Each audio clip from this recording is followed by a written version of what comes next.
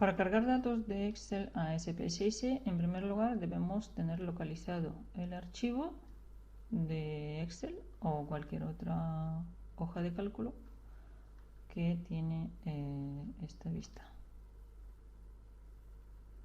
Y tener localizados en este archivo cómo tenemos estructurados los datos. En este caso tenemos un archivo de 30 sujetos, 30 tests, y cada uno de ellos tiene 15 respuestas, 15 preguntas de opción múltiple de 1 al 5, es decir, 1, 2, 3, 4, 5, de las cuales una es correcta, y los códigos de los datos perdidos tienen código 9. También tenemos una columna de datos de la variable y, que en este caso sería respuesta de cada sujeto en otra prueba aplicada, que se puede considerar como criterio externo, que se utilizará en un futuro. Bien, una vez tenemos localizado el archivo y la lógica de respuestas que ha sido utilizada en él, debemos abrir SPSS para poder convertir este archivo en archivo de SPSS. Le damos a abrir el SPSS.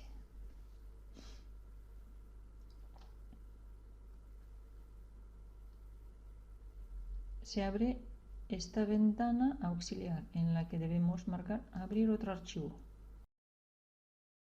porque aquí se abren unos archivos recientes que habíamos abierto o nuevo conjunto de datos.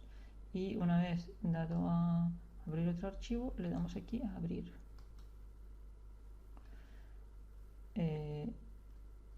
Va a una carpeta que recientemente ha sido abierta, pero no se identifica ningún archivo. ¿Por qué? Porque debemos identificar el tipo de archivo. El tipo de archivo debe ser Excel. Entonces, automáticamente aparecen todos los archivos Excel que están en la carpeta. Le damos a uno con un clic y le damos a abrir.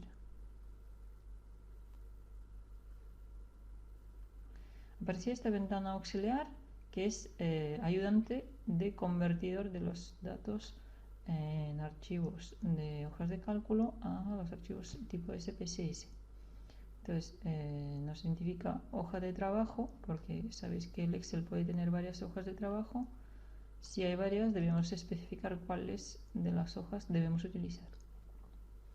Se identifican como nombres de las variables la primera fila de datos, tal y como tenemos en este archivo Excel.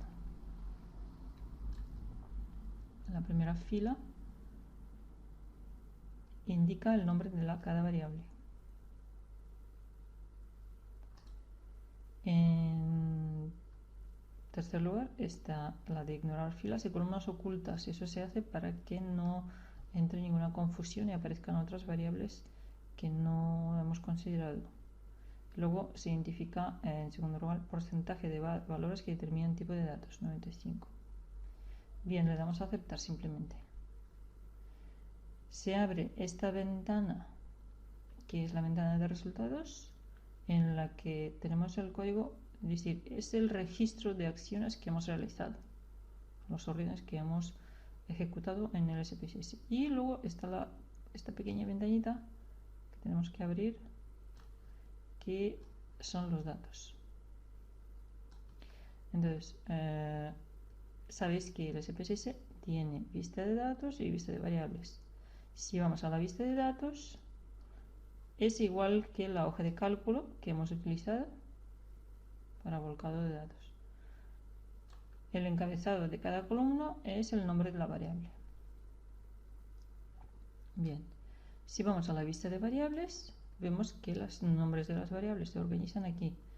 De 1 a la 15, el número de cuestionario, y por último, puntuaciones de la Y, que es puntuaciones en otro examen criterio externo.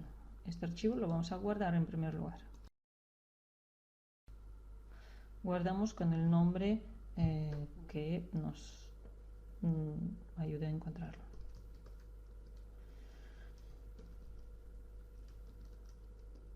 Estos son resultados de un test de matemáticas, entonces yo le pongo mat.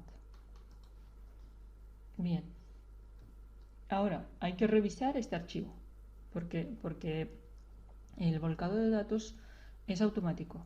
Por lo tanto, el SPSS lo lee de manera automática, pero nosotros debemos revisarlo porque puede cambiar, por ejemplo, el tipo de medida o tipo de archivo o el tipo de variable.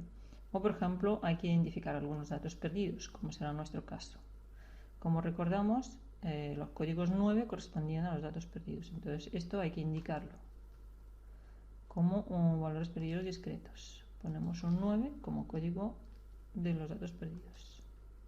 Como las 15 variables que hemos utilizado son del mismo tipo y tienen el mismo código, simplemente nos situamos sobre esa casilla, ponemos un botón derecho copiar y seleccionamos con botón izquierdo las 15 variables y le damos pegar.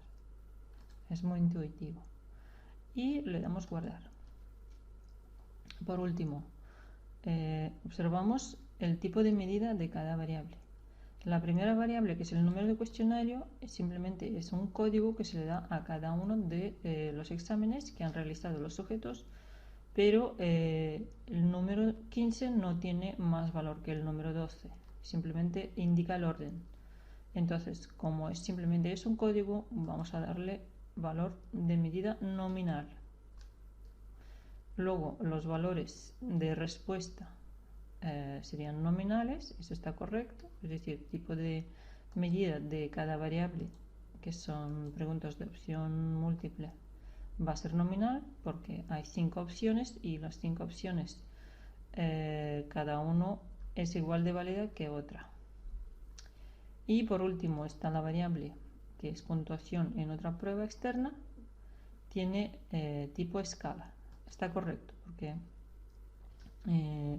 se consideran puntuaciones tipo continuos.